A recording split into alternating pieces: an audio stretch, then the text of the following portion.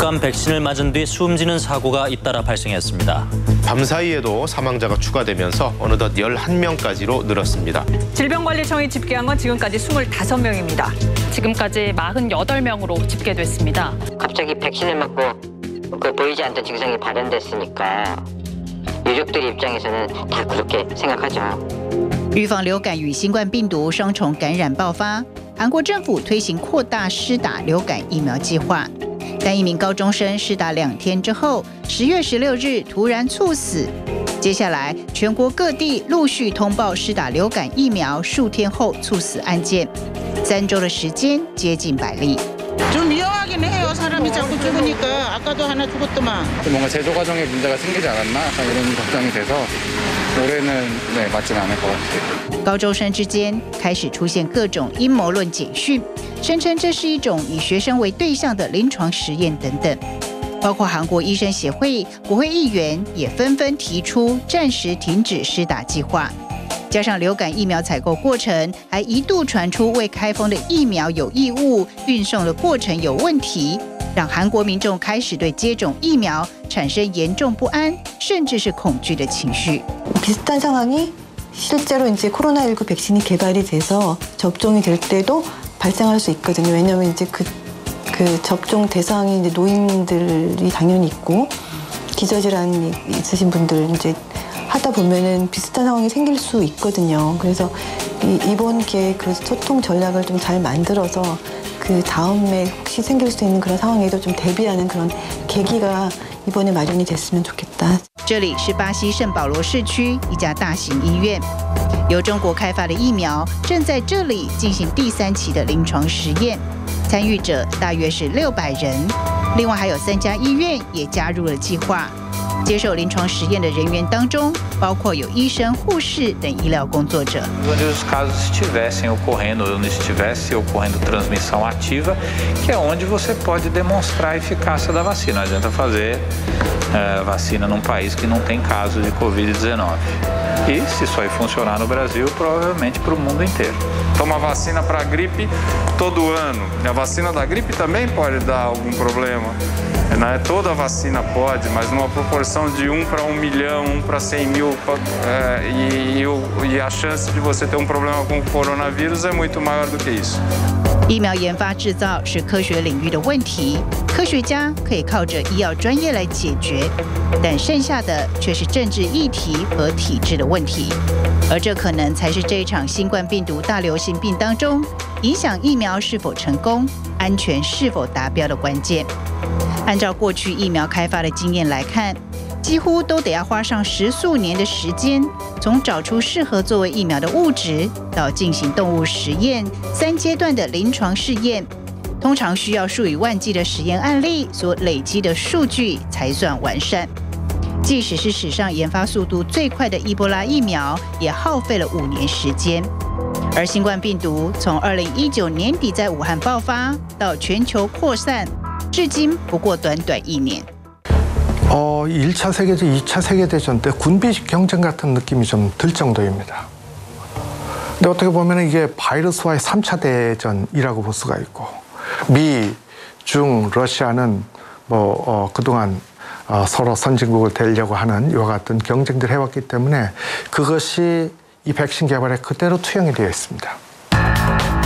WHO에 등록된 전체 백신 후보 물질은 모두 200여 개.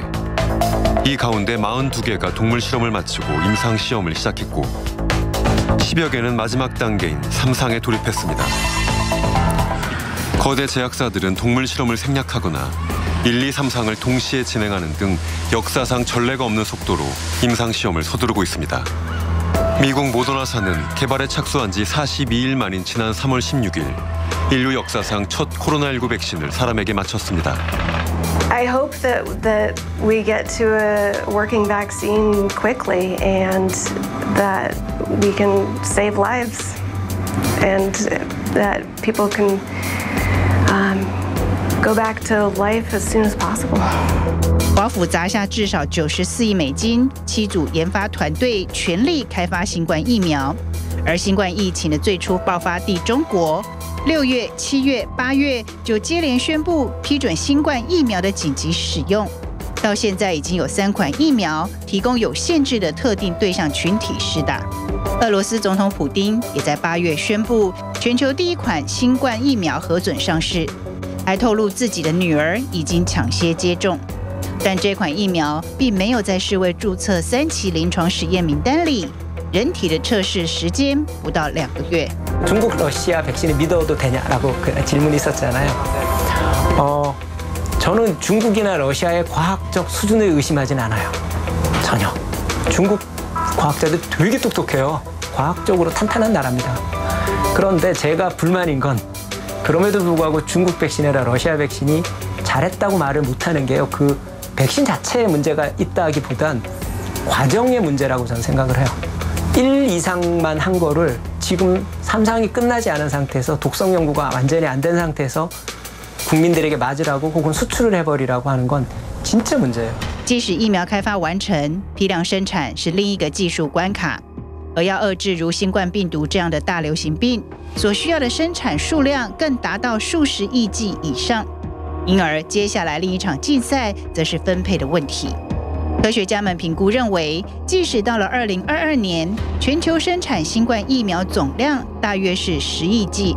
但包括美国、中国和欧洲等国家优先购买订单数量就已经达到了13亿剂。谁能够最快研发出新冠疫苗，谁又能够最快取得新冠疫苗？新冠疫苗的研发除了争取时间抢救生命，更成为一场大国竞赛。疫苗主权及拥有研发及生产新冠疫苗能力，已经被视为是国家影响力、自信与实力的展现。 更可以是国际舞台上的有力武器，例如菲律宾总统杜特地就以南海的问题作为交易条件。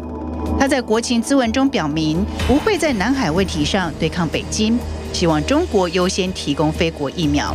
우리나라는 맞고 다른 나라가 안 맞는다는 게 문제가 되지 않냐라고 말씀하셨는데 당연히 문제가 되는 게요. 그게 집단 면역이에요. 집단 면역을 보통 한 나라를 주체로 해서 자꾸 생각을 하시는데요.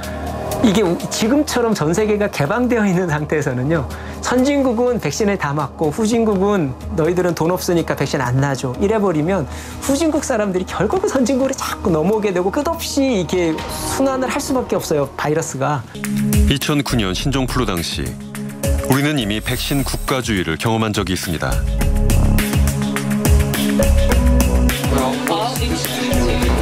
당시 한 발 앞서 백신을 개발했던 호주. 하지만 자국민이 충분한 접종을 마칠 때까지 백신이 호주 밖으로 나가는 것을 허용하지 않았습니다. 그 사이 팬데믹은 악화되고 있었습니다. 凡是疫苗就可能有风险，存在着异常情况发生几率，但这并不是最危险的。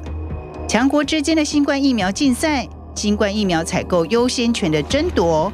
疫苗国家主义可能才是真正会危及全球公卫健康的祸首。